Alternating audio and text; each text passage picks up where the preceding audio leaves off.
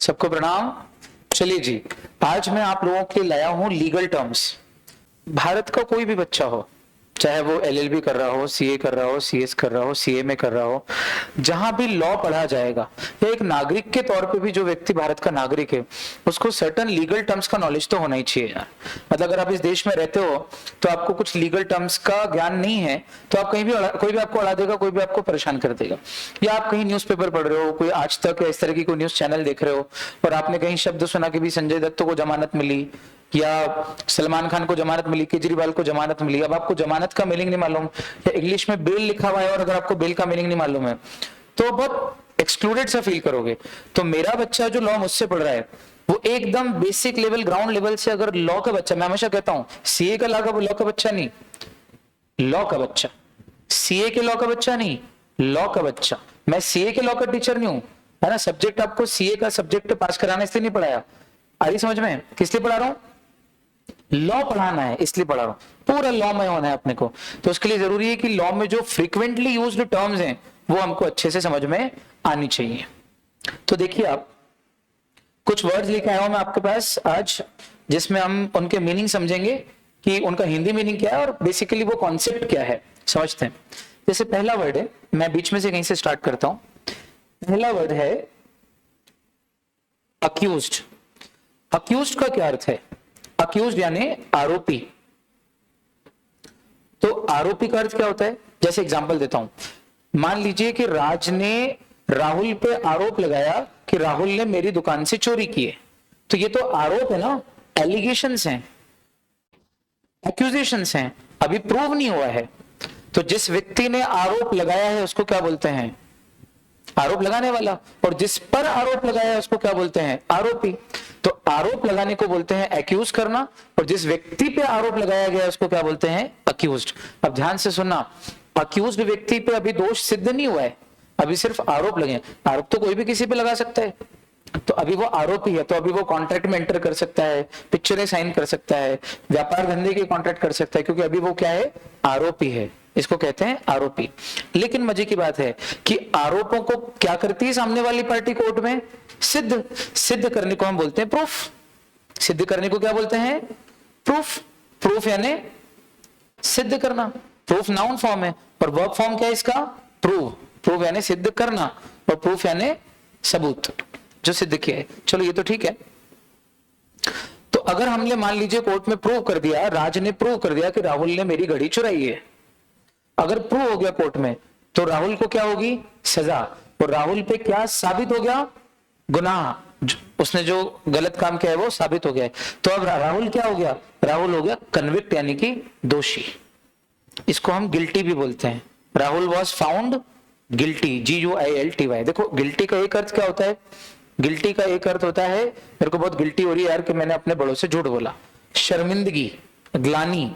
और गिल्टी का दूसरा अर्थ क्या होता है? दोषी। He was found guilty of murder, वो मर्डर करने का गिल्टी यानी दोषी पाया गया था। ठीक, तो गिल्टी यानी दोषी और कन्विक्ट यानी भी दोषी। और बेसिकली कन्विक्ट उसको बोलते हैं जो जेल की सजा काट रहा है, जो सजा काट रहा है उसको क्या बोलते हैं? कन्विक्ट।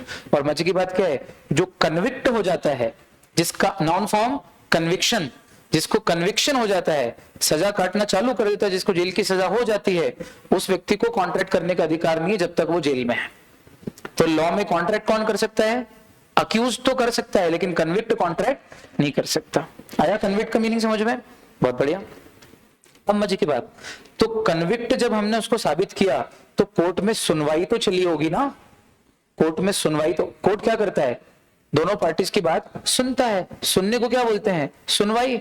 तो तारीख पे तारीख लगती है, आज सुना, फिर 10 दिन बाद कोर्ट फिर सुनेगा, 2 महीने बाद फिर तारीख लगेगी तो फिर सुनेगा। तो कोर्ट में केस की क्या चलती है? सुनवाई। तो केस की सुनवाई को इंग्लिश में बोलते हैं ट्रायल। और उस ट्रायल के दौरान ही हमको क्या रखना पड़ते हैं? सारे सबूत। तो ट्रायल किसे कहते हैं? जो केस की तारीख पे तारीख लगती है और कोर्ट की सुनवाई चालू रहती है, उसको हम लीगल टर्म्स में क्या बोलते हैं? ट्रायल। तो इंग्लिश में कैसे सेंटेंस बनाओगे? Rahul is under trial for charges of theft. Theft यानी चोरी। तो राहुल अभी अंडर ट्रायल है। अंडर ट्रायल मतलब अभी उसके केस की सुनवाई चल रही, केस पेंडिंग है, अभी डिसीजन आया नहीं है। ट्रायल, ठीक है। अगला है, जब कोर्ट में ट्रायल करोगे तो सामने वाली पार्टी अपना केस जीतने के लिए क्या पेश करेगी? सबूत। सबूत को इंग्लिश में क्या बोलते हैं? एविडेंस। सबूत को बोलते हैं एविडेंस, या फिर हिंदी में साक्ष्य भी बोलते हैं। साक्ष्य या फिर प्रूफ तो बोलते हैं, अभी बताया था आपको थोड़ी देर पहले, प्रूफ। बहुत बढ़िया। तो देखिए,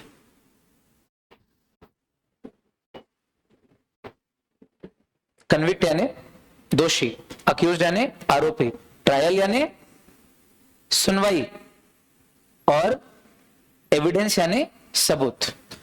अब मजे की बात है, क्या सिर्फ सबूतों से ही प्रूव करते हैं या गवाहों से भी प्रूव करते हैं? गवाहों से। मैं एक एग्जांपल देता हूं। मान लीजिए कि गौरव नाम का एक व्यक्ति है, उसके ऊपर आरोप है कि उसने राहुल का मर्डर किया है, तो एक चाकू मिला है मौका वारदात पे जिसपे गौरव की उंगलियों के निशान है। तो इसको आप गवाह बोलोगे कि सबूत बोलोगे? इसको सबूत बोलोगे। गौरव और राहुल की लड़ाई का एक वीडियो भी है, राहुल की मौत के 10 मिनट पहले की खूब तेज लड़ाई हो रही है, मारपीट, उसका एक सीसीटीवी रिकॉर्डिंग भी है। इसको आप सबूत बोलोगे कि गवाह बोलोगे? सबूत। लेकिन उस समय जो 4 लोग वहां खड़े थे जिन्होंने अपनी आंखों से गौरव को देखा है राहुल को चाकू मारते हुए, उनको क्या बोलेंगे? गवाह। क्या बोलेंगे? गवाह। तो क्या सिर्फ सबूतों से प्रूव होता है कोर्ट में या गवाहों से भी प्रूव होता है? गवाह को इंग्लिश में क्या बोलते हैं? विटनेस। और आंखों देखी हो तो आई विटनेस। आंखों देखी हो तो आई विटनेस, और अगर सिर्फ नॉर्मल गवाह हो तो उसको विटनेस बोल देते हैं। ठीक है, तो ये हो गया भाई हमारा witness, trial, evidence, accused, convict. अब जब सजा दी जाती है कोर्ट में, आप देखो रिलेशन देखो, सबसे पहले आरोप लगाए अक्यूज्ड, उसके बाद कोर्ट में क्या चली? ट्रायल। तो हमने कोर्ट में ट्रायल के दौरान क्या पेश किए? विटनेस और एविडेंस। उससे हमारा केस क्या हुआ? प्रूव। तो कोर्ट ने उस व्यक्ति को क्या पाया? कन्विक्ट, गिल्टी यानी दोषी। तो कोर्ट क्या सुनाएगा? कन्विक्शन यानी कि सजा। ठीक। और अगर कोर्ट उसको कन्विक्शन यानी कि सजा सुनाएगा तो कौन सी सजा सुनाएगा? बोले या तो जेल भेजेगा, जेल को इंग्लिश में बोलते हैं प्रिजन, PRISON, प्रिजन। और अगर प्रिजन में भेजेंगे तो उसको इंग्लिश में बोलते हैं इम्प्रिजनमेंट, यानी कि जेल, सलाखों के पीछे। और या फिर कोर्ट उसके ऊपर लगाएगा फाइन। फाइन यानी जुर्माना। आया? और ऐसा भी होता है कई बार कि या तो सिर्फ इम्प्रिजनमेंट, या फिर सिर्फ फाइन, या फिर इम्प्रिजनमेंट एंड फाइन बोथ। 3 तरीके से कोर्ट सजा देता है। कितने तरीके से? 3। पहला, या तो सिर्फ इम्प्रिजनमेंट, या सिर्फ फाइन, या इम्प्रिजनमेंट प्लस फाइन। ठीक है, तो फाइन यानी जुर्माना। देखो fine, how are you? I am fine. तो ये कौन सा फाइन है? भला चंगा भाई, बढ़िया हूं, मस्त हूं, चकाचक हूं। और दूसरा फाइन क्या है? जुर्माना, है ना? तो शब्दों के कॉन्टेक्चुअल मीनिंग होते हैं। यहाँ फाइन यानी जुर्माना होता है, पैसे लगते हैं, जुर्माना भरना पड़ता है। बहुत बढ़िया, ये हो गया फाइन। तो सजा कितने तरीके से दी जा सकती है? 3 तरीके से, सिर्फ इम्प्रिजनमेंट, सिर्फ फाइन, या imprisonment as well as fine, दोनों का कॉम्बिनेशन। हाँ, जैसे कि अपन ने देखा है, पार्टनरशिप एक्ट में देखा है, LLP में भी होता है, ऐसा होता ही है बहुत सारे कानूनों में। चले भाई, अब मजे की बात क्या है? जब तक केस चलता है, जब तक केस चलता है, तब तक कोर्ट क्या करता है कि अगर सीरियस ऑफेंस नहीं है, देखो एक अच्छी चीज बताता हूं ज्ञान की।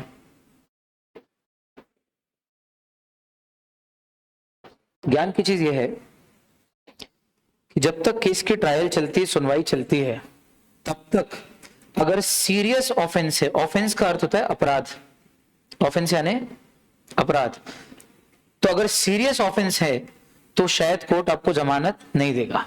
जमानत को बोलते हैं इंग्लिश में बेल, समझाऊंगा। और अगर नॉट सो सीरियस या लेस सीरियस ऑफेंस है,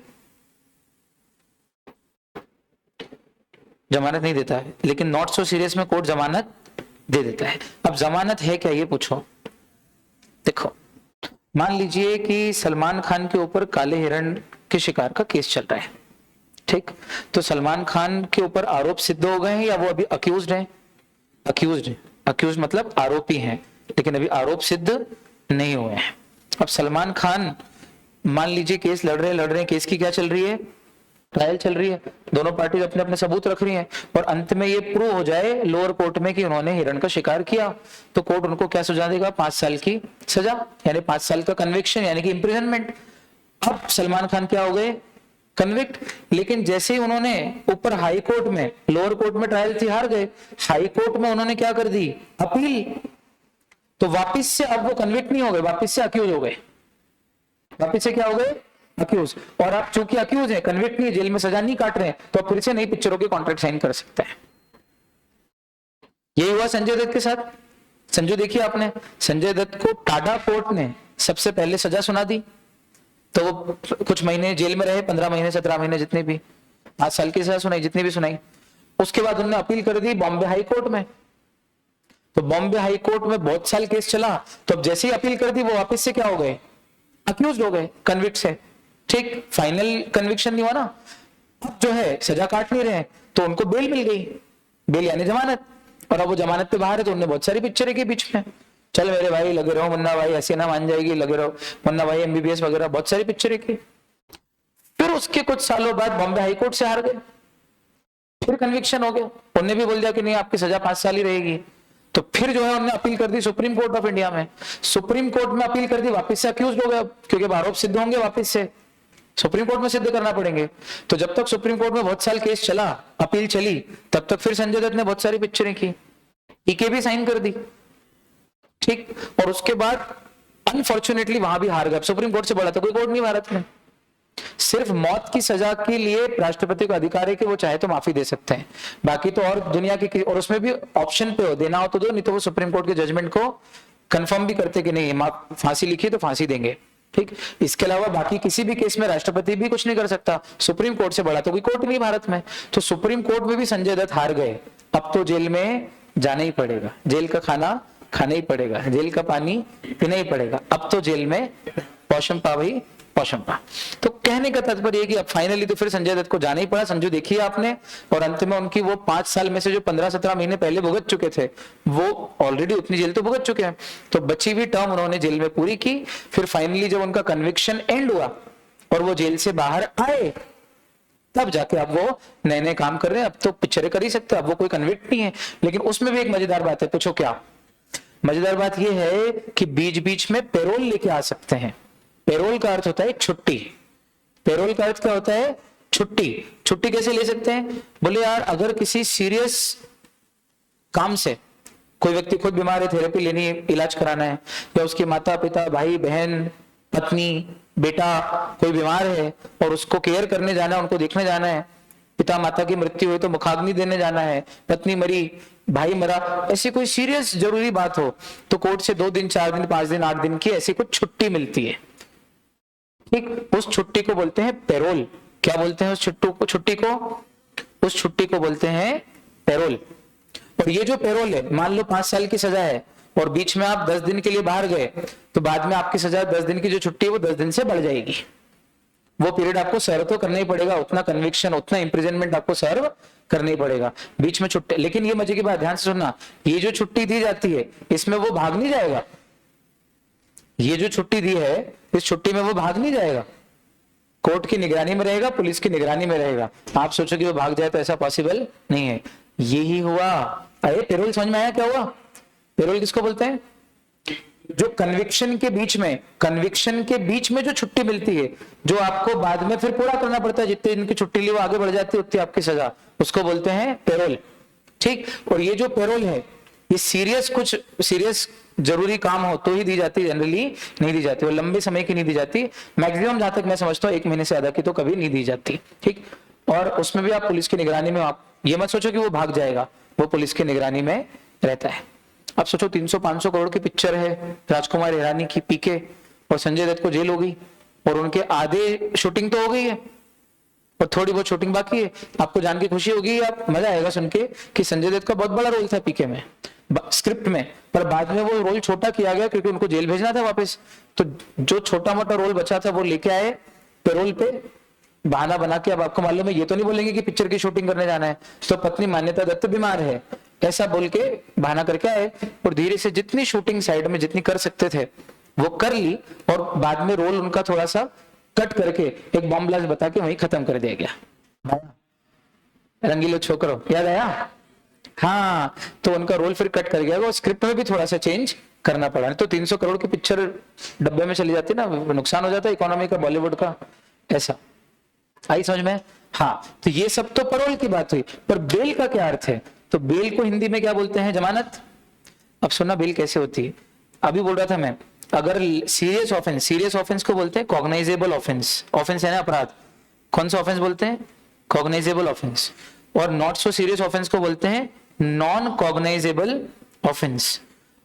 और नॉन कॉग्नाइजेबल ऑफेंस में तो आपको बेल एज ए राइट, अधिकार है आपका, मिल ही जाती है। क्यों? क्योंकि मेरा ऑफेंस इतना सीरियस नहीं है, और जब तक मेरा आरोप कोर्ट में प्रूव नहीं हो जाता ट्रायल में, तब तक अगर मैं जेल में ही रहूं और मान लीजिए बाद में सबूत नहीं हुआ और मैं छोड़ा गया, तो मेरा इतना साल तो जेल में वेस्ट हो जाएगा ना यार। तो कोई व्यक्ति पे आरोप लगे भी हैं और नॉट सीरियस ऑफेंस है, तो उसको जेल से छोड़ दो, जेल में डाल के जल्दी से जमानत छोड़ दो। अब जमानत देके छोड़ते हैं, कैसे छोड़ते हैं? एक व्यक्ति कुछ ना कुछ जमा करता है। क्या करता है? जमा। क्या जमा करता है? 5 लाख, 2 लाख, 25,000, जितना कोर्ट बोलती है। तो कोर्ट से जमानत के कागज लेके आते हो, कोर्ट में 5 lakh, 3 lakh, 2 lakh, 50,000, depending upon the kind of offence, उतना पैसा उसका कोई रिश्तेदार, दोस्त, मान लो सलमान खान की जमानत मैंने कराई है, उनके दूर के रिश्तेदार ने या फ्रेंड ने, मैं जाऊंगा कोर्ट में जमानत के लिए पैसा जमा करूंगा, और उसके बाद कोर्ट का ऑर्डर आएगा कि इनको जमानत दे दो। फिर वो कोर्ट का ऑर्डर लेके जाऊंगा मैं इंस्पेक्टर के पास, जिस पुलिस स्टेशन में सलमान खान बंद है, पुलिस स्टेशन वो देखेगा, इंस्पेक्टर सावंत ने जैसे ही वो जमानत का कोर्ट का आदेश देखा, तो वो सब इंस्पेक्टर कदम को बोलेगा, एक कदम छोड़ देते रे सलमान को, इनकी जमानत हो गई है, और वो जमानत का कागज अपने फाइल में लगा लेगा। अब मैंने जमानत इस बात की दी है कि सलमान खान के ऊपर अभी आरोप लगे हैं, सिद्ध नहीं हुए हैं, तो जब जब ट्रायल पे, सुनवाई पे, पेशी पे इनको बुलाया जाएगा, मैं प्रस्तुत करूंगा, मैं जिम्मेदारी लेता हूं, मैंने पैसा जमा किया है, ठीक। और अगर मैं इसको नहीं पेश कर पाया और ये भाग गया कहीं, तो मेरे को पकड़ लेना और मेरा पैसा जो जमा किया है वो भी जब्त कर लेना, फोरफिट कर लेना। तो मेरी जमानत पे, मेरी श्योरिटी पे, मेरे बॉन्ड पर, मेरी श्योरिटी पे, मेरे बॉन्ड पर सलमान खान को बाहर छोड़ा, इसको बोलते हैं जमानत। इंग्लिश में क्या बोलते हैं इसको? बेल। बेलमेंट में भी तो श्योरिटी होता है, सॉरी, बेलमेंट में भी तो एक व्यक्ति अपनी चीज किसी को दूसरे को देता है, बोला हाँ, तो यहां भी मैंने अपनी प्रॉपर्टी या पैसा दिया है, पर ये बेलमेंट से अलग है, ये दूसरा बेल है। आया समझ में? तो इसको क्या बोलते हैं बताइए? इसको बोलते हैं जमानत। समझ में आया? जमानत किसको बोलते हैं? जमानत, केस खत्म हो गया, सॉल्व हो गया, डिसाइड हो गया और 5 साल की सजा हो गई है, अब जमानत मिलेगी क्या? नहीं, जमानत तो केस चलने के दौरान मिलती है, ठीक। और एक व्यक्ति जमानत देता है कि मेरी गारंटी है कि जब जब इसको बुलाया जाएगा कोर्ट में मैं पेश करूंगा, इसको बोलते हैं जमानत। एक बार डिसीजन आ गया, उसके बाद जमानत थोड़ी होती है, उसके बाद तो या तो सजा पूरी भुगती जाती है, या फिर पैरोल होती है, या फिर फरलो, जो अपन पढ़ने वाले। समझ में आया ये पूरा? बहुत बढ़िया। अब देखो फिर अगला वर्ड है फरलो। फरलो किसको बोलते हैं? तो बोले जो लंबी सजा काटते हैं, 14 साल, 21 साल, लाइफ इंप्रिजनमेंट, वो लोग बेचारे सोशल लाइफ से दूर ना हो जाएं पूरी तरह से, ठीक, और परिवार से नाता बना रहे, इसलिए उनको छुट्टी दे दी जाती है कोर्ट की तरफ से ऑन ह्यूमैनिटेरियन ग्राउंड्स। बीमारी के कारण से नहीं, सरकार खुद देती है, वो मांगे तो भी देती है, ह्यूमैनिटेरियन ग्राउंड्स। और उतनी जो सजा है, उतना जो पीरियड है जो वो छुट्टी लेके आते हैं, वो उनकी सजा में माफ रहता है। वो जैसे 14 साल की सजा मान लो किसी को, और उसको बीच में 14 दिन के लिए आपने फरलो दिया, फरलो, तो बाद में ये 14 दिन बढ़ेंगे नहीं आगे, वो माफ है। समय समय पे जब जरूरत पड़ती, साल, 2 साल, 5 साल, जब भी लगे कोर्ट को, ताकि वो कुछ मिल आए परिवार से, वो भी कब? जब उसका जेल में बिहेवियर डिसेंट हो, उसके अच्छे व्यवहार को देखते हुए, तो वो जो दी जाती है उसको क्या बोलते हैं? फरलो। परोल और फरलो में अंतर समझ में आया? ठीक। लेकिन ये फरलो डेकॉइटी, रेप, मर्डर वाले जो बहुत ज्यादा ही सीरियस केस है, उनके अपराधियों को नहीं दी जाती है। बड़ी जेल, जैसे मान लो किसी ने फाइनेंशियल क्राइम किया, 1 करोड़ 10 करोड़ का घोटाला कर दिया और उसको 10 साल की सजा है, तो जनरली हो सकता है कि उसको फरलो, अगर उसका बिहेवियर अच्छा हो जेल में, तो फरलो मिल जाए। समझ में आई बात? है ना? ये लॉ के कुछ वर्ड्स हैं, अभी और वर्ड्स देता हूं आपको लॉ के। अब ध्यान से देखना, 2 प्रकार के केस होते हैं। कितने प्रकार के? 2 प्रकार के। एक होता है सिविल केस, सिविल केस को बोलते हैं सूट, और क्रिमिनल केस को बोलते हैं प्रोसिक्यूशन। क्या बोलते हैं? सिविल केस को सूट बोलते हैं और क्रिमिनल केस को प्रोसिक्यूशन बोलते हैं। मतलब अगर मैंने किसी से कहा कि तूने मेरे घर में चोरी की है, आई विल प्रोसिक्यूट यू, तूने मेरी कंपनी में गबन किया है, घोटाला किया है, क्राइम किया है, I will prosecute you, I will sue you नहीं बोलेंगे। क्यों? क्योंकि सू यानी कि civil case, sue is the verb, sue is the verb and suit is the noun, और prosecute is the verb and prosecution is the noun. तो अगर मेरे दो भाइयों के बीच में जमीन का झगड़ा है तो उसको क्या बोलेंगे? Suit, civil case. पति पत्नी के तलाक का केस है, सिविल, डोमेस्टिक, बोलो हाँ, किस में जाएगा? सूट। ठीक है। कॉन्ट्रैक्ट तोड़ दिया, सूट। नेगोशिएबल इंस्ट्रूमेंट बाउंस हो गया, डिसऑनर हो गया, सूट। पार्टनरशिप एक्ट का उल्लंघन कर दिया एक पार्टनर ने, रजिस्टर्ड फर्म, क्या करेगा दूसरा पार्टनर? सूट। सिविल केसेस को सूट बोलते हैं, क्रिमिनल केसेस को प्रोसिक्यूशन बोलते हैं। आया समझ में?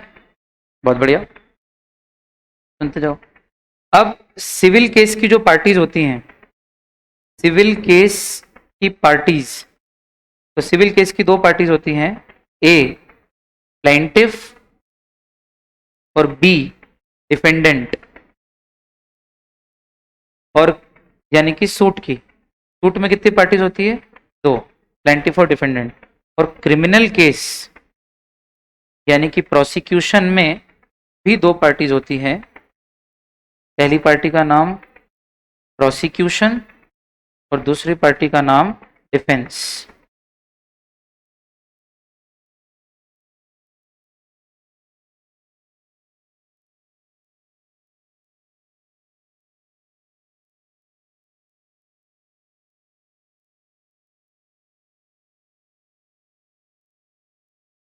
हाँ जी। अब प्लेंटिफ किसको बोलते हैं? जिसने केस लगाया है, और डिफेंडेंट जिस पर केस फाइल हुआ है या लगाया है।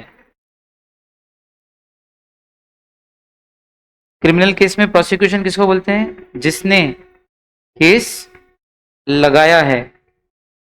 और डिफेंस किसको बोलते हैं? जिस पर केस लगा है। मतलब मैं बोल सकता हूं कि प्रोसिक्यूशन मतलब पीड़ित व्यक्ति,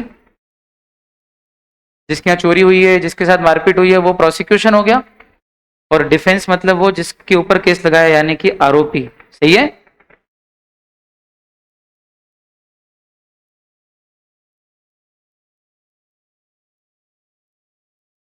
ठीक, अब मैं दोनों शब्द आपको अच्छे से पढ़ाता हूं। मान लीजिए कि मैंने स्वस्ति वर्मा पे केस किया कि इसने मेरे साथ ब्रीच ऑफ कॉन्ट्रैक्ट किया है और कुछ सामान गुड्स भेजने का इसने कॉन्ट्रैक्ट किया था लेकिन गुड्स नहीं भेजे।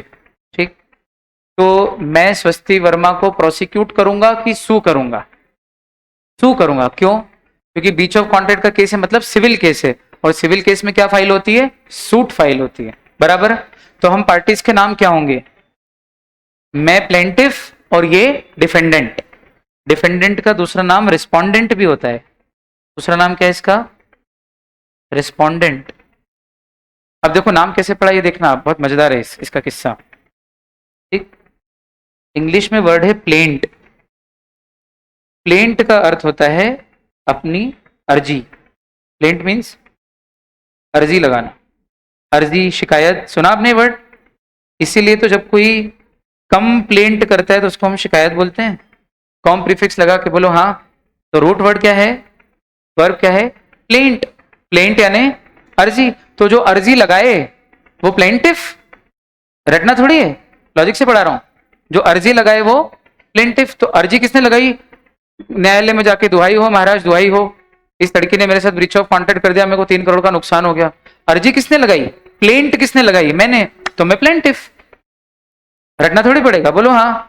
अब कौन अपने आप को बचाएगा कोर्ट में कि नहीं नहीं सरकार हमने नहीं किया? बचाएगा कौन अपने आप को? सामने वाला। सामने वाला अपने आप को बचाएगा ना। बचाने को इंग्लिश में क्या बोलते हैं? डिफेंड। बचाने को बोलते हैं डिफेंड। तो जो डिफेंड करेगा वो डिफेंडेंट। रटना तो नहीं पड़ेगा। तो जो अर्जी लगाए वो प्लेंटिफ, और जो अपना बचाव करेगा, केस लड़ेगा सामने वाली पार्टी, उसको क्या बोलेंगे? डिफेंडेंट। बराबर है? प्लेंटिफ और डिफेंडेंट।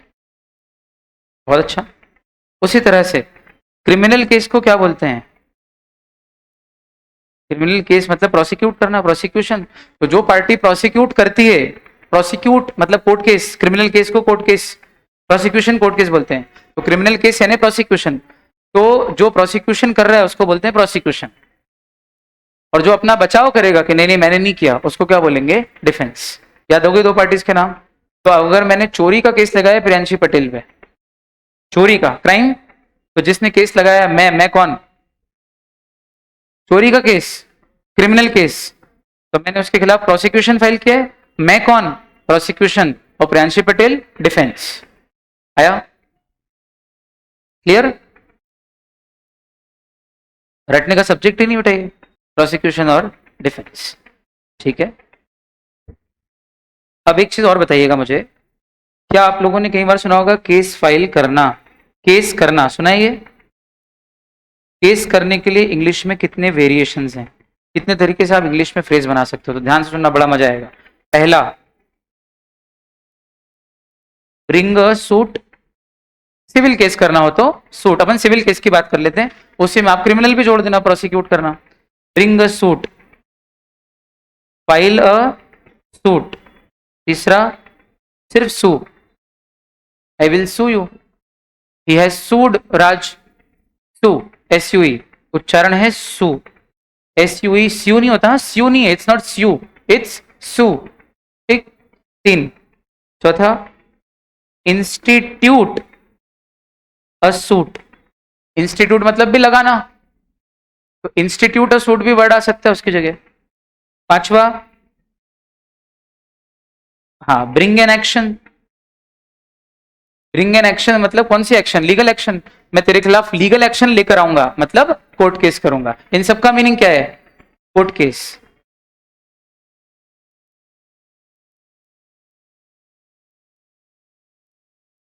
प्रोसीड अगेंस्ट, प्रोसीड मतलब कार्यवाही, प्रोसीडिंग मतलब कार्यवाही, तो प्रोसीड मीन्स कार्यवाही करना। तो proceed against somebody, I will proceed against Priyanshu, यानी कि मैं प्रियांशु के अगेंस्ट, खिलाफ, प्रोसीड यानी कार्यवाही करूंगा, यानी कि कोर्ट केस करूंगा। तो कोर्ट केस करने के लिए एक वर्ड और क्या है? प्रोसीड अगेंस्ट समबडी, जिसका भी नाम है उसका आगे नाम लिख दो, प्रोसीड अगेंस्ट फलाना। फिर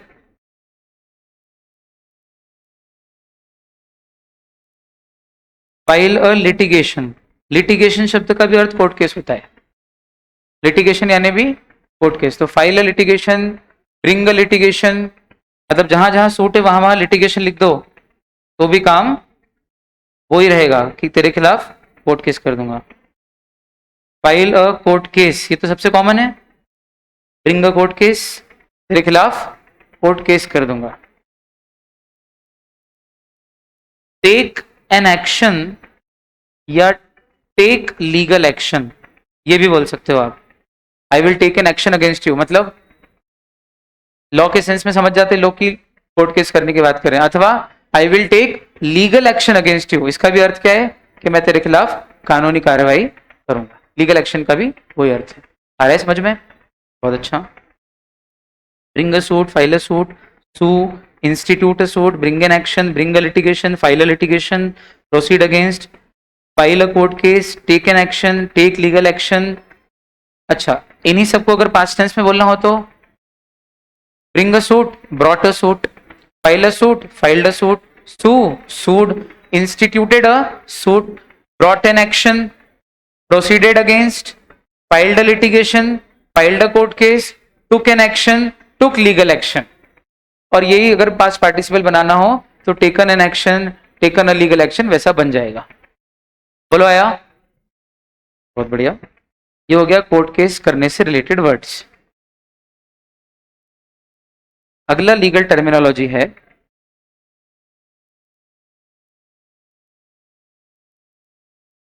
एक वर्ड आता है बार बार लॉ में, केस लॉ। क्या वर्ड आता है? ये केस लॉ क्या होता है? तो ध्यान से सुनना। आपने देखा होगा कि आमतौर पर लॉ में तो प्रोविजन होते हैं, लॉ में क्या होते हैं? प्रोविजन। प्रोविजन शब्द किससे बना है? प्रोवाइड नाम की वर्ब है इंग्लिश की, उसका नाउन फॉर्म क्या है? प्रोविजन। प्रोवाइड मतलब प्रदान करना। Our parents provide us with the facilities of life, not just necessities of life. बोलो हाँ, ऑल द लग्जरीज ऑल्सो। तो क्या करते हैं? हमको प्रोवाइड करते हैं। तो प्रोवाइड का नाउन फॉर्म क्या बना? प्रोविजंस। दुकानदार आपको माल प्रोवाइड करता है, इसलिए दुकान पे कई बार लिखा रहता है एबीसी प्रोविजन स्टोर्स, क्योंकि वो आपको प्रोवाइड करता है। तो लॉ आपको बहुत सारी चीजें प्रोवाइड करता है। जिंदगी में पहली बार ढंग से सुन लो कि लॉ में प्रोविजन क्यों होते हैं। अपन बोलते हैं ना, according to the provisions of Indian contract act, फलाना लॉ प्रोवाइड्स। तो लॉ आपको बातें प्रोवाइड ही तो करता है, लॉ आपको बातें देता ही तो है। सेक्शन 16 में जो लिखा है वो लॉ ने आपको दिया है, आपको पालन करना है। सेक्शन 19 में जो दिया है वो लॉ ने आपको दिया है, उसको आपको पालन करना है। लॉ आपको चीजें देता तो है पालन करने के लिए, तो देता है इसका मतलब क्या है? वो लॉ का प्रोविजन। और लॉ के अंदर जितनी बातें लिखी वो सब प्रोविजन है। Section, sub section, clause, sub clause, सब क्या है? प्रोविजन है। आ गई बात समझ में? तो लॉ में क्या होते हैं? प्रोविजंस। और उन प्रोविजंस को हमको क्या करना पड़ता है? फॉलो। लॉ ने जो प्रोवाइड किया है प्रोविजन, उसको हमको क्या करना है? फॉलो। तो अधिकतर हम किस पे चलते हैं? लॉ पे चलते हैं। लेकिन कुछ बातें ऐसी होती है कभी कभी जिनके ऊपर अगर लॉ में कुछ ना लिखा हो, या लॉ में लिखा भी हो अगर, तो भी कोर्ट का जो जजमेंट है, कोर्ट ने जो डिसीजन दिया है कि नहीं, दो पार्टीज के बीच में झगड़ा हुआ था और उस बात पर कोर्ट ने जो डिसीजन दिया है, वो डिसीजन ही अपने आप में भारत की जनता के लिए या दुनिया की जनता के लिए अपने आप में एक मिसाल बन जाता है, और लोगों को उस डिसीजन का पालन करना पड़ता है। जैसे उदाहरण के तौर पे हमने एक बात पढ़ी थी पार्टनरशिप एक्ट में कि भाई रजिस्ट्रेशन पार्टनरशिप फर्म का उस डेट से इफेक्टिव होता है जिस डेट पे एंट्रीज हुई है आरओएफ के रजिस्टर में, ना कि उस दिन जिस दिन आपने सारे डॉक्यूमेंट प्रेजेंट किए थे। ये बात पार्टनरशिप एक्ट के किसी भी प्रोविजन में नहीं लिखी है। प्रोविजन में लॉ ने प्रोवाइड ही नहीं की ये बात। पर ये बात हमको फिर मिली कहां से? बोले केस लॉ से मिली है। केस लॉ का नाम? तो बोले वो दो पार्टीज थी। आपको नाम पता हो तो बताओ मुझे उन दो पार्टीज के नाम क्या है?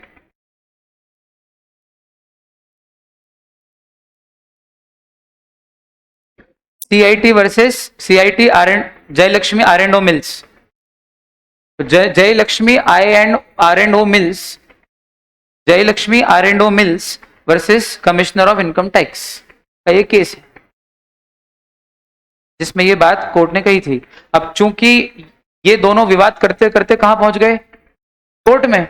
इस मामले पे लॉ में कुछ भी नहीं लिखा था, तो कोर्ट ने सब बातों को सुन के अपनी बुद्धि से जजमेंट दिया कि जिस दिन डॉक्यूमेंट प्रस्तुत होते हैं उस दिन रजिस्ट्रेशन नहीं माना जाएगा। जिस दिन आरओएफ ने सब चेकिंग करके डॉक्यूमेंट्स पढ़ के रजिस्टर में एंट्री की और सर्टिफिकेट आपको दिया, that will be your date of registration. तो जो बात लॉ में नहीं लिखी है कई बार वो किसी केस के डिसीजन में मिल जाती है, उसे हम केस के डिसीजन को, ध्यान से सुनना, केस के डिसीजन को क्या बोलते हैं हम?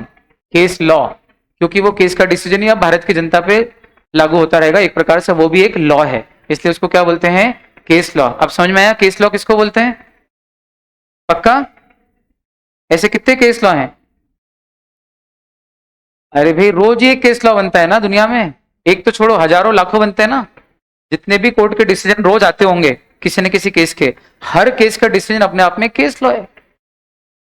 और केस लॉ कैसे लिखते हैं ये आपको बता चुका हूं मैं। ये भी बता दूं केस लॉ कैसे लिखते हैं, देखो लगे हाथ। जैसे कि रामलाल वर्सेस श्यामलाल, ऐसे लिखते हैं, एक पार्टी का नाम वर्सेस दूसरी पार्टी का नाम। तो लॉ के स्टूडेंट्स लॉ की पढ़ाई जब करते हैं तब तो बस इतना ही लिखते हैं, लेकिन जब प्रॉपर वकील लोग कोर्ट में रेफरेंस देते हैं अपने केस का तो कैसे देते हैं पूछो? रामलाल वर्सेस श्यामलाल। उसके बाद मान लीजिए कि लेबर लॉ का केस है तो LJ लेबर लॉ जर्नल, ठीक। उसके बाद लिखेंगे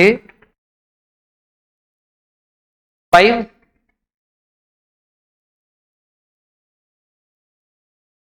2008 126।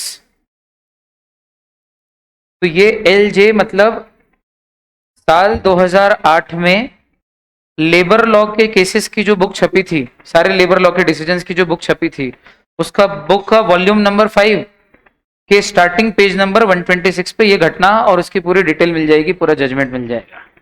समझ में आया? रिपोर्ट कहाँ हुआ है, लेबर लॉ जर्नल में कि कंपनी लॉ जर्नल में कि ऑल इंडिया रिकॉर्ड में कि नेगोशिएबल के केसेस में? ठीक, तो ये लेबर लॉ जर्नल में मिलेगा। उसमें भी 2008 में जो छपी थी उसमें भी वॉल्यूम नंबर 5 नाम की जो किताब है और उसके भी स्टार्टिंग पेज 126 पे जहां रामलाल वर्सेस श्यामलाल मिले वहां इस केस का पूरा रेफरेंस मिलेगा। तो केस लॉ का इस्तेमाल कौन करते हैं? स्टूडेंट्स तो करते ही हैं, लॉयर्स भी करते हैं। पूछो क्यों? मान लीजिए कि मेरा क्लाइंट है राहुल और उसका झगड़ा हुआ है राज से, तो राहुल वर्सेस राज का केस है जिसमें मैं राहुल का वकील हूं और राहुल के साथ जो भी हुआ है लेबर लॉ में, मालिक ने राज ने जो भी किया है, सेम टू सेम घटना रामलाल वर्सेस श्यामलाल में हुई थी 2008 में। तो वकील को भी तो स्टडी होनी चाहिए शायद, इसीलिए वकील के यहाँ पर इतनी सारी किताबें देखते हो आप। जितनी किताबें वकील पढ़ता है उतना कोई भी नहीं पढ़ता है। बोलो हाँ, पूरा चैम्बर ही किताबों से भरा रहेगा उसका। जब भी जाओगे आप, आगे पीछे हर जगह, हर दीवार पे एक शेल्फ रहेगी, आगे पीछे दाएं बाएं सब। तो अब अगर मेरे पास राहुल आया था तो केस पढ़ के, उसका केस सुन के मैं समझ गया था कि इसका कहीं ना कहीं रेफरेंस निकालते हैं अपन, और मैं गया, मैंने पीछे शेल्फ में से एक बुक निकाली और ढूंढते ढूंढते 4-5 बुक्स में से एक बुक में मुझे मिल गया, ये वाली बुक में रामलाल वर्सेस श्यामलाल, जिसमें ditto same to same almost 99% case Rahul versus Raj का, मेरे क्लाइंट का versus Raj is equal to Ramlal versus Shyamlal. और उस केस में भी रामलाल नाम का जो नौकर था उसके साथ यही घटना घटी थी। और यही सब परिस्थितियों को देखते हुए ये वाला जजमेंट 2008 में जो सुप्रीम कोर्ट में डिसीजन आया था वो किसके फेवर में गया था? रामलाल के। और मेरे क्लाइंट राहुल की स्थिति उस केस के रामलाल के जैसी, बिल्कुल डिट्टो सेम टू सेम। तो क्या जब मैं अपने क्लाइंट का केस कोर्ट में पेश करूंगा तो जज को इस केस लॉ का भी रेफरेंस दूंगा कि नहीं दूंगा कि सर सिमिलर घटना है, राहुल वर्सेस राज जैसी घटना रामलाल वर्सेस श्यामलाल में भी हुई थी। तो हजारों रामलाल वर्सेस श्यामलाल है, जज ढूंढेगा कैसे? ऐसे ढूंढेगा ना, एकदम प्रिसाइज, नाम पता, एड्रेस कहाँ मिलेगी। तो वो किताबें जज के पास भी जाती हैं, तो जज अपने चेंबर में जाएगा। केस तो एडजर्न होता रहता है, बहुत तारीख पे तारीख लगती है, फिर जज भी स्टडी करेगा किताब निकाल के और जल्दी से पहुंच जाएगा 126 नंबर पेज पे और खोल के उस केस की स्टडी करेगा, फिर उस केस का इस केस से मिलान करेगा और जज अगर संतुष्ट हो रहा है, ऑब्वियसली दूसरी पार्टी भी ऐसे ही कुछ करेगी। समझना बात को ध्यान से। वो तो दोनों ही पार्टी अपनी अपनी तरफ से अपना पक्ष रखेंगी और अपने अपने केस लॉ रखेंगी। अब हमको तो जज को संतुष्ट करना है और जज अगर संतुष्ट हो जाएगा तो मेरा क्लाइंट को जिता ले जाऊंगा मैं। तो केस लॉ का महत्व समझ में आया कि नहीं आया? मैं लॉ में केस लॉ का क्या महत्व है और कैसे पढ़ते हैं ये समझा रहा हूँ। हमको तो लॉ की पढ़ाई में तो मजा आएगा ही आएगा, केस लॉ किसको बोलते हैं, लेकिन केस लॉ का असल इंटेंशन क्या होता है ये समझ में आया? पक्का? बहुत बढ़िया। कैसे लिखते हैं समझ में आया? पर हम कैसे पढ़ेंगे केस लॉ? अपन तो सिर्फ पार्टीज के नाम पढ़ते हैं जनरली, जब लॉ की पढ़ाई होती है तो इतने डिटेल में नहीं जाने की जरूरत नहीं है। तो Ramlal versus Shyamlal, Salomon versus Salomon and company limited, Lee versus Lee air farming, CIT versus आर&ओ मिल्स, अपन ने वो पढ़ा था एक सबसे पहले, फॉक्स वर्सेस हिकमैन। तो बस इतना ही अपने लिए काफी। आया क्या समझ में? और सुन, जब केस लॉ पढ़ते हैं तो किताबों में केस छपता है ये तो पक्का हो गया। इसका मतलब सर मेरा किसी से झगड़ा हो जाए और विवाद कोर्ट में चला जाए, कोर्ट केस हो जाए और 3 महीने में डिसीजन आ जाए तो क्या हमारा भी नाम अमर हो जाएगा? किसी किताब में अपना नाम छपवाना हो तो जिंदगी में एक केस लड़ लो, क्योंकि हर केस का डिसीजन कहीं ना कहीं जाके किसी किताब में जाता है और छपता है, क्योंकि आगे वो फ्यूचर रेफरेंस के काम आता है। आ गई क्या बात समझ में? तो जिंदगी में नाम अमर करना हो तो एक केस तो लड़ ही लेना चाहिए। आया? तो कहीं ना कहीं किसी किताब में तो आपका नाम आ ही जाएगा, वो जो भी है। आया समझ में आया? अपन वैसे ऐसे काम कर चुके कि अमर हो गए यार, किसी के दिल में तो रहेंगी जाने के बाद। बोलो हाँ।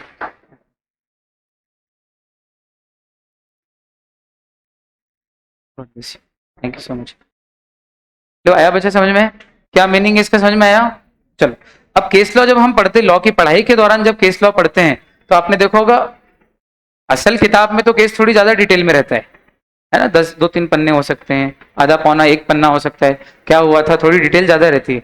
पर हम जब लॉ की किताबों में CS की पढ़ाई जब करते हैं और जब लॉ की किताबों में हम केस लॉ पढ़ते हैं तो वो 4-5 लाइन का रहता है, एकदम संक्षेप में, जिसमें जितना रेलेवेंट जरूरी मैटर है उतना लिख देते हैं कि ये घटना घटी थी शॉर्ट में और उसके बाद कोर्ट ने ये डिसीजन दिया था। तो हम जो केस लॉ पढ़ते हैं बहुत ही शॉर्ट में पढ़ते हैं, इतनी डिटेल में पढ़ ही नहीं सकते, टाइम भी नहीं है।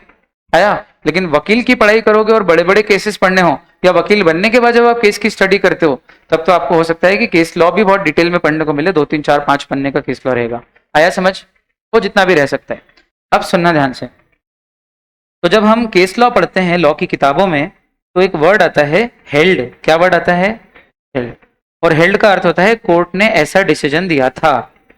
कोर्ट ने ऐसा डिसीजन दिया। हेल्ड मतलब पास्ट टेंस, दिया था। होल्ड मतलब रखा था, पकड़ा था। हेल्ड मतलब कोर्ट ने ऐसा डिसीजन पकड़ा था, ऐसा डिसीजन दिया था। हेल्ड उस सेंस में जा रहा है। बोलो हाँ। तो राम ने श्याम को मारा, श्याम ने बदले में राम को 2 थप्पड़ मारे। Held Shyam was liable for more damages than Ram. ऐसा समझ में आया? कोर्ट फिर ये सब, ये घटना घट गई 1 लाइन 2 लाइन में, और अंत में कोर्ट ने ऐसा डिसीजन दिया था हेल्ड कि श्याम ने रामलाल को ज्यादा मारा है, इसलिए श्यामलाल ज्यादा कॉम्पेंसेशन देगा। समझाने के लिए बोल रहा हूं, पहुंची बात? ऐसा। चल हेल्ड। केस लॉ का दूसरा नाम प्रेसिडेंट भी होता है। केस लॉ अभी मैंने बोला था ना, केस लॉ किसको बोलते हैं? लगे हाथ उसका सिनोनिम भी बता दूं। केस लॉ का मीनिंग प्रेसिडेंट नहीं, केस लॉ का सिनोनिम प्रेसिडेंट है। और इसको जुडिशियल डिसीजन भी बोलते हैं। क्या बोलते हैं? जुडिशियल डिसीजन, अथवा इसको जुडिशियल प्रोनाउंसमेंट भी बोलते हैं।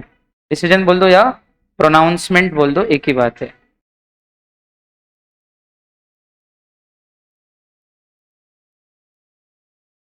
Judicial pronouncement. तो कॉक्स वर्सेस हिकमैन एक जुडिशियल प्रोनाउंसमेंट है, सही है। जुडिशियल डिसीजन है, सही है। एक प्रेसिडेंट है, सही है। एक केस लॉ है, सही है। चारों सिनोनिम्स हैं। आया? चल, अगली टर्मिनोलॉजी लॉ की है। लॉ का रूट वर्ड, लॉ और जस्टिस के लिए रूट वर्ड है जर, जस और जड। लगे हाथ। पढ़ाई देते हैं सभी बच्चों को, जर, जस और जड। अब देखिए आप, ये रूट वर्ड हैं, ये मीनिंग नहीं बता रहा हूं मैं। These are root words for law and justice. These are root words for law and justice. अब इनसे क्या क्या वर्ड बने देखो जरा आप। जर से जूरी, जूरिस्टिक, जूरिडिकल, और भी बने परजुरी, है ना। जज से जस्टिस, जस्ट, जस्टिफाई, जस्टिफिकेशन। जड से जुडिशियल, जुडिशियरी, जज, एडजुडिकेट, जजमेंट, और भी बनेंगे, एटसेट्रा लगा दो सबके आगे। बन तो बहुत सारे सकते हैं, इतने में आप समझ गए कि बोलना क्या चाह रहे हैं, एटसेट्रा। तो जूरी यानी जो डिसीजन देती थी, पहले के जमाने में जूरी होती थी। रुस्तम पावरी के केस में जूरी थी, याद है। जज तो कोर्ट को मैनेज करता है, और अंत में डिसीजन कौन देती थी? जूरी। आजकल सिर्फ रियलिटी शोज में जूरी होती है।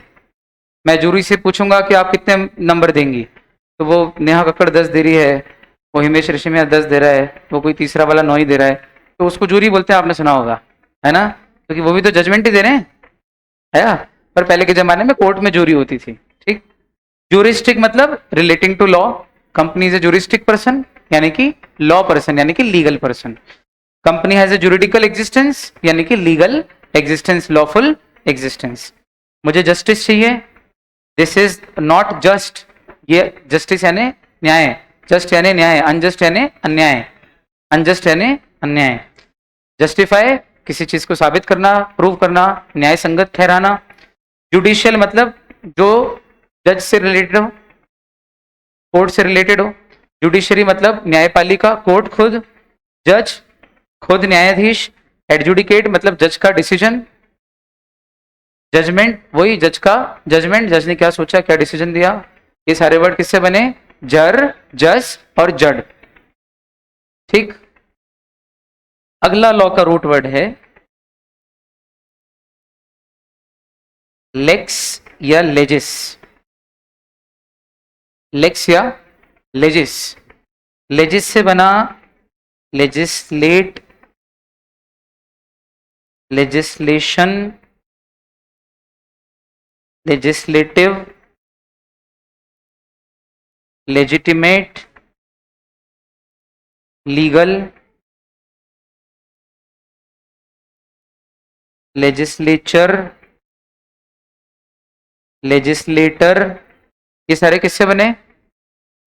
लेक्स लेजिस से। अब देखो आप इनका meaning, legislate is the verb form यानी कि लॉ बनाना। लेक्स या लेजिस का मीनिंग होता है लॉ, मीनिंग क्या होता है इसका? लॉ।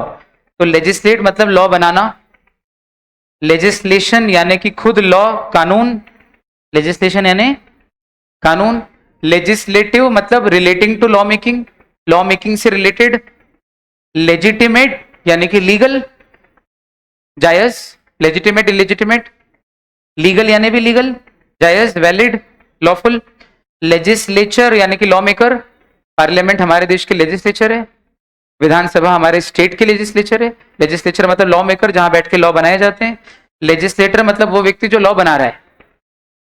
तो 543 सांसद सदस्य जो जीते हैं वो सब लेजिस्लेटर हैं, और वो जिस सदन में बैठते हैं वो लेजिस्लेचर है।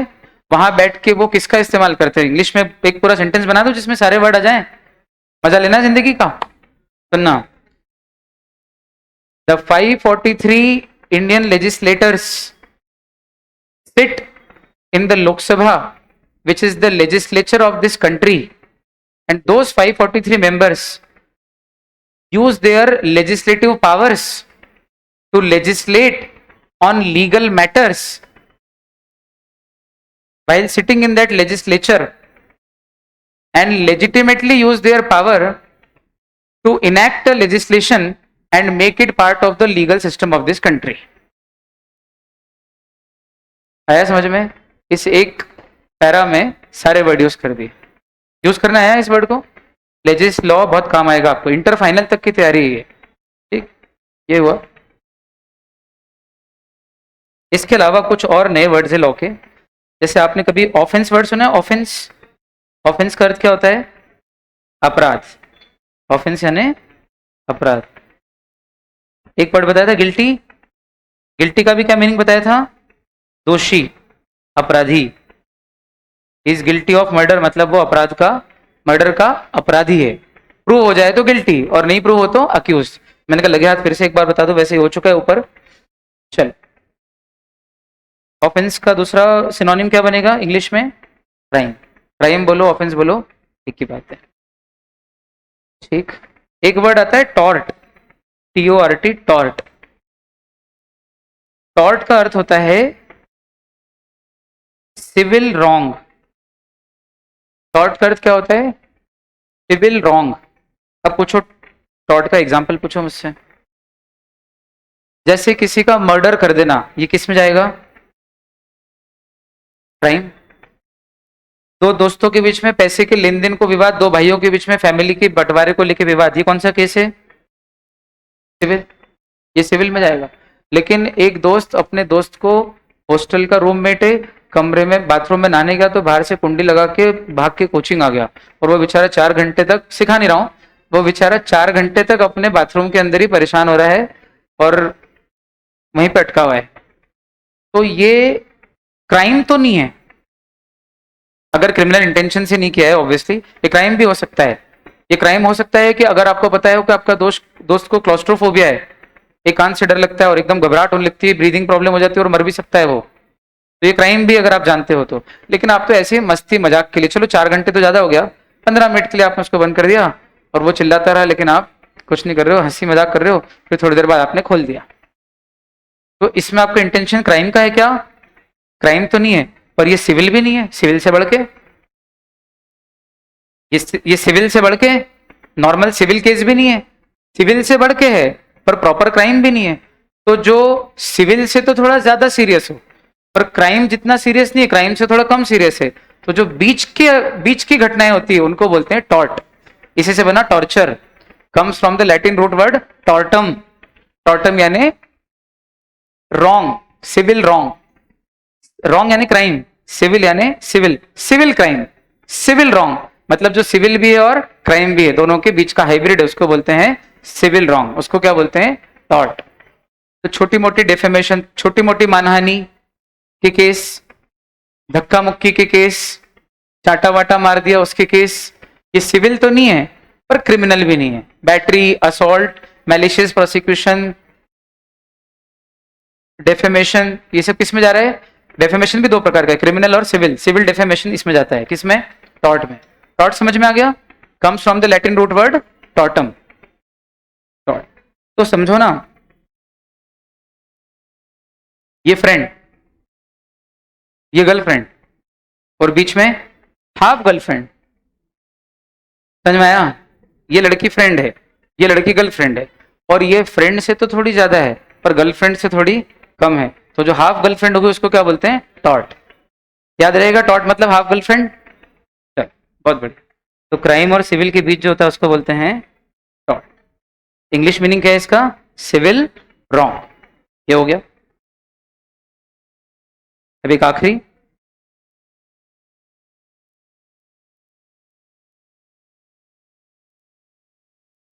लॉ शब्द के कितने सिनोनिम है? लॉ वर्ड के सिनोनिम्स,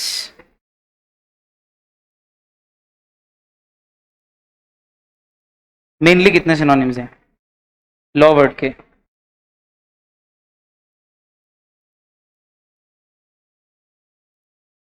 तो लॉ को हम एक तो लॉ बोलते हैं, दूसरा एक्ट बोलते हैं, कोड बोलते हैं, इनैक्टमेंट बोलते हैं,